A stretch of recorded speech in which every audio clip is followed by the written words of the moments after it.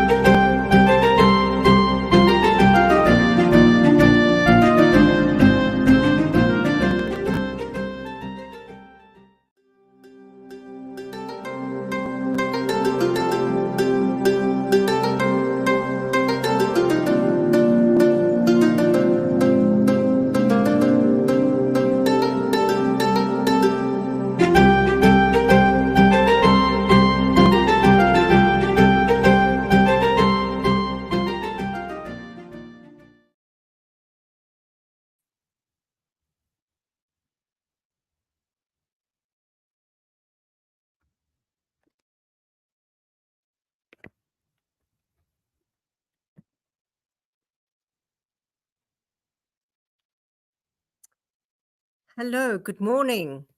Sawubona, dumelang. I'm in South Africa, and I'm going to share with you some of the work that we do here.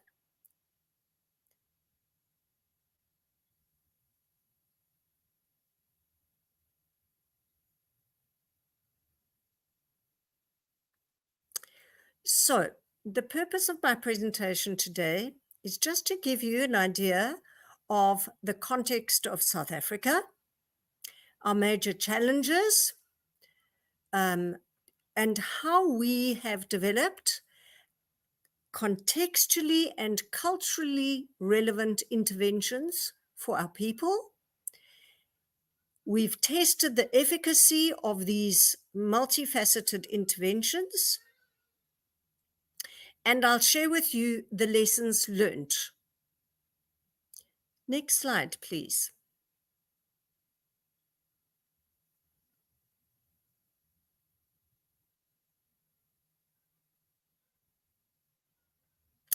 So my stance is I'm both a researcher and a practitioner.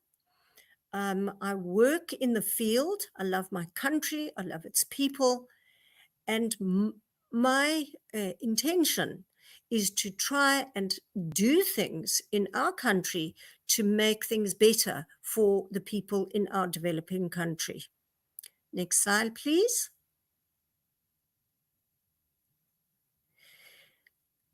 To start off with, I would like to thank all of those who've participated in the research studies that have taken place in our country. Next slide.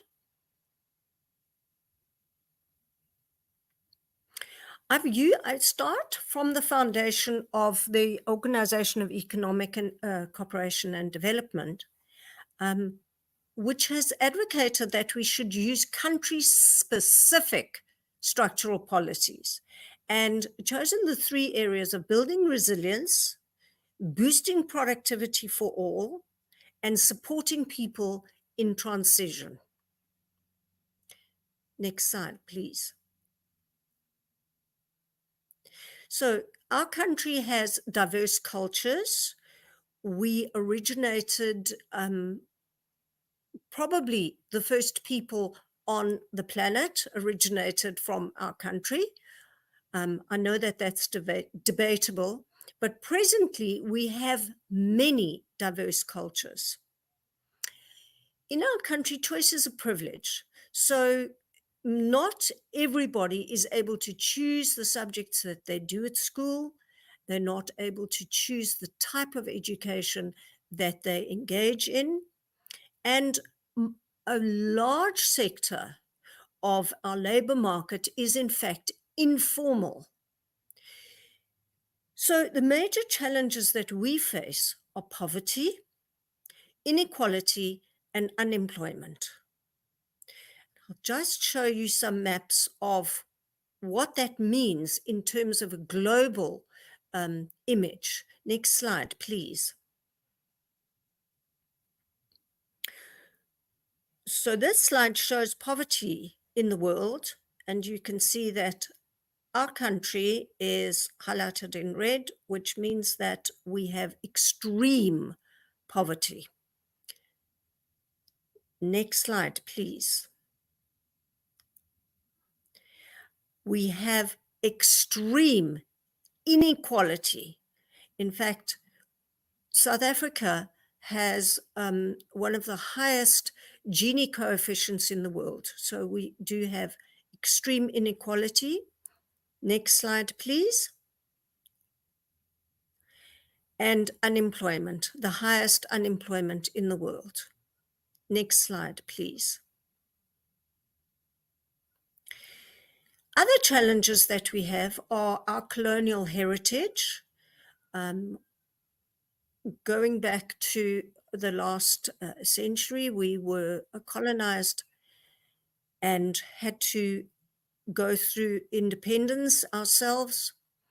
We do have a collectivist culture that prevails in our country, which was kind of destroyed a bit by an individualistic colonial heritage.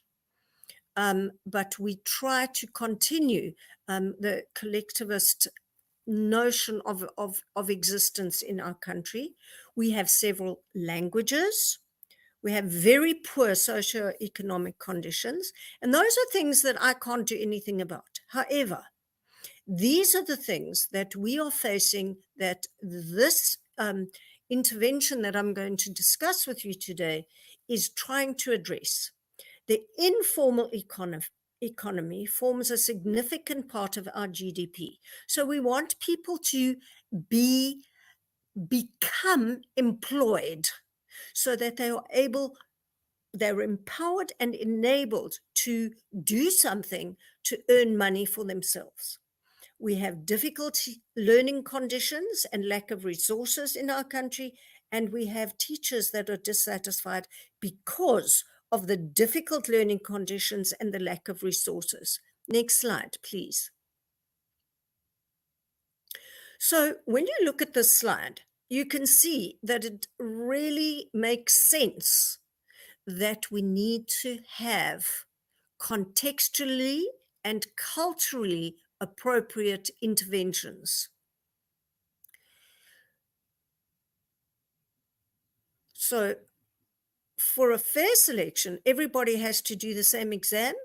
So please climb the tree. You can see the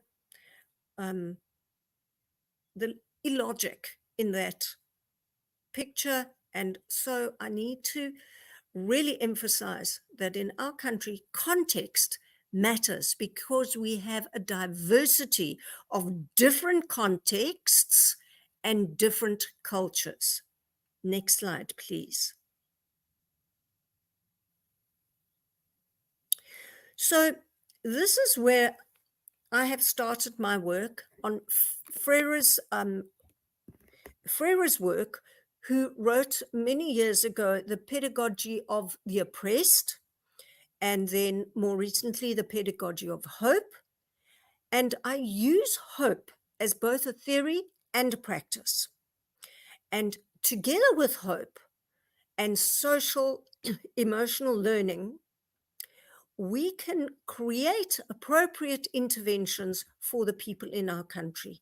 And this is what I've endeavored to do, using hope for a sustainable livelihood. And that is the intervention that I'm going to speak to you about today, which has been piloted in the South African context. Next slide, please. So we want to empower people through hope and social emotional learning, which the theory behind this is within a sustainable framework. Livelihood strategies are to help people to do what they can with what they have, supported by policies, institutions, and processes, so that they are able to have a sustainable livelihood, to increase their well-being, to reduce their vulnerability, to improve security, and to make sustainable use of natural resources. Next slide, please. So The social emotional learning, it has been the study that we've done in South Africa under the leadership of Professor Scott Solberg, Chong Park, and Lea Ferrari,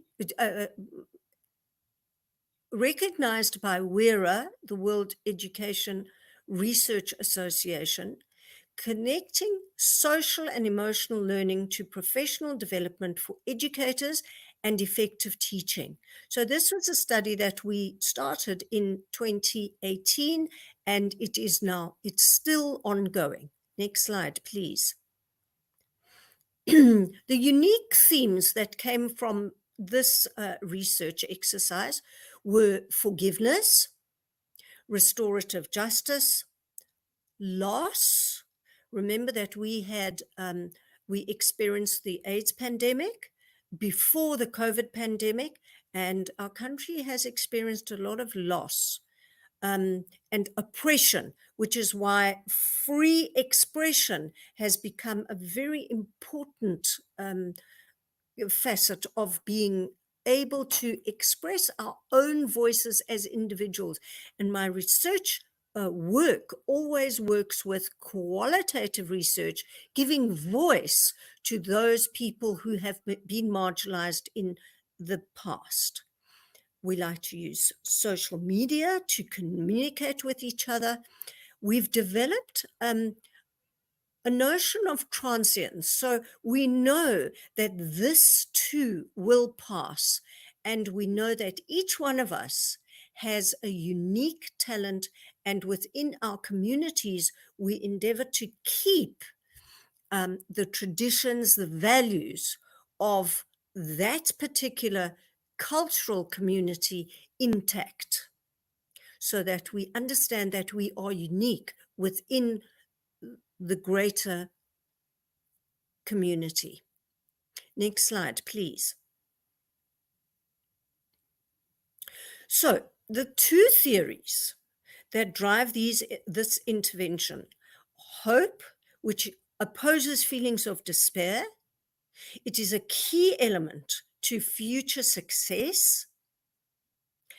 Hope sustains one through adversity. And we as a country have experienced a lot of adversity, but we've walked through that and we've seen the other side. The side of hope. We know that the constructs of hope can be learnt. And so this is what we use in our intervention. Social emotional learning skills are also skills that can be learnt. They advance educational equity and excellence. They improve academic achievement. We know this. They produce success in future life. And SEL does address inequity and empower young people and adults. Next slide, please. So you can see how the constructs of hope, attachment, and here I use Anthony Scioli and Biller's theory of hope. The constructs here are attachment, mastery, survival, and spirituality, which really does link a lot with our belief and our tradition of Ubuntu. And we link with that the social emotional learning. So social self-awareness, social awareness, relationship and communication are linked with attachment, mastery, and survival. Self-management is part of survival, and responsible decision-making is part of our hope survival. So can you see how those, they interact, and then those two theories have been used combined within Chambers and Conway's sustainable livelihood framework. Next slide, please. So we'll just quickly look at that one. And next slide, please. The social emotional learning. Next slide, please. With all of those, next slide, please. And here's the new approach, moving from guidance and counseling to empowering and enabling, so that people can develop personal agency and so walk towards self-determination. Next slide, please. And here's the concentric circles of how we target communities, families, school, high-need learners, high-risk learners, and in fact, all learners. Next slide, please. Next slide, please. And the next one, this is just showing the studies that were done. I'm not going to speak to those, but you can see these are the studies done. Next slide, please. And next slide, please. Next slide. Here are the lessons learned. So we need to have interventions that are culturally and contextually relevant, because if we have those, then people buy into them and they're able to be used by a wide variety of people. So the intervention is multifaceted and it is very flexible. So it can be used in a multitude of different languages in different contexts. It provides safe learning environments for our people. The SEL skills are both of benefit to educators and learners dealing with crises in the learning environment. It's very interesting how our educators have said, we need to learn these skills so that we are able to mentor these skills to the students that we work with, because very often our teachers are primary caregivers to our students, and the educators are really hungry to learn these skills. Co-construction is critical. So to give voice to the people who have been marginalized in the past, all the interventions that we do are participated. The participants engage with the preparation of the intervention so that they can ask for things to be included in the intervention that are relevant for them. And so we collaborate on a multi-tiered systemic approach. So the learners, the educators, we try as far as we can to involve parents and policymakers. It doesn't always work, but we do try to collaborate with all stakeholders that are going to participate in the intervention. And then, of course, it's most important to have interventions which can be sustained, not just an intervention that comes and goes. It needs to be an intervention that is sustained within the community, which is why we like the collaborative approach involving all the stakeholders within the community. Next slide, please.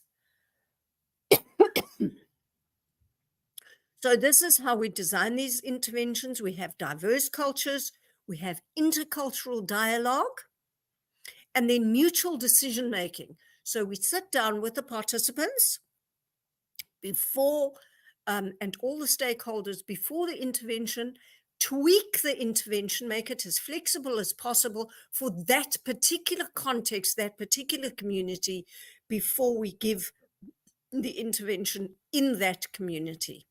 And the time of the intervention is very often dictated to us by the time available. And so the intervention can be a day's intervention, or it can be a couple of hours a week over a period of 4 weeks or a period of 6 weeks, depending on the needs of the people involved in the intervention. Next slide, please. So the summary here is that we are a multicultural country. We have 3 major challenges: poverty, inequality, and unemployment, which we try and ameliorate by using this kind of intervention to help people to become employable. In other words, they are able to do something for the community where they live in order to make money. Youth need to be enabled and empowered, and we use a foundation of hope together with social emotional learning skills, together with marketable hard skills in context. So we need to train our people to do things that are needed within the context of their environment and expose them to work opportunities in context. Next slide, please. And here's the transformation.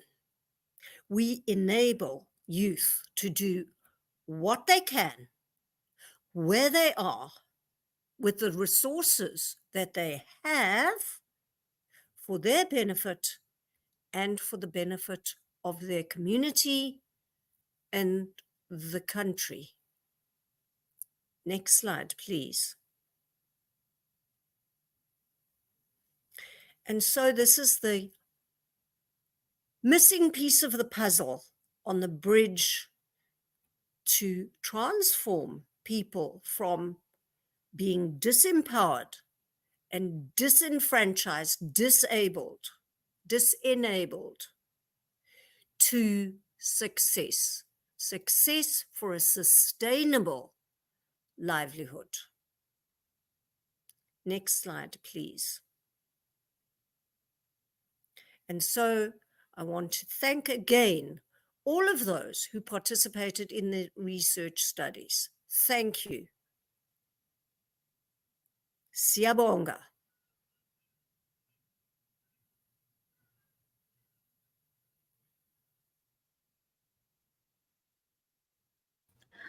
All right. Thank you so much to you, Dr. Gloria Marsay, for your amazing presentation to share to us about perspective and practices from South Africa. And I hope that every participant here has gotten so much insight from what our speaker just presented about. So thank you so much to the attendees here and also for your participation on the chats and your time to attending this session. Once again, thank you so much to Dr. Gloria Marsay for your time. Thank you for inviting me, and thank you for listening. It has been an absolute pleasure. I hope that I've inspired everybody listening to look at the foundations of hope and social emotional learning and how they go together so that we can create transformed young people to be good citizens of our world. Thank you kindly. Yes, thank you so much. So for ending the session, I will play the video.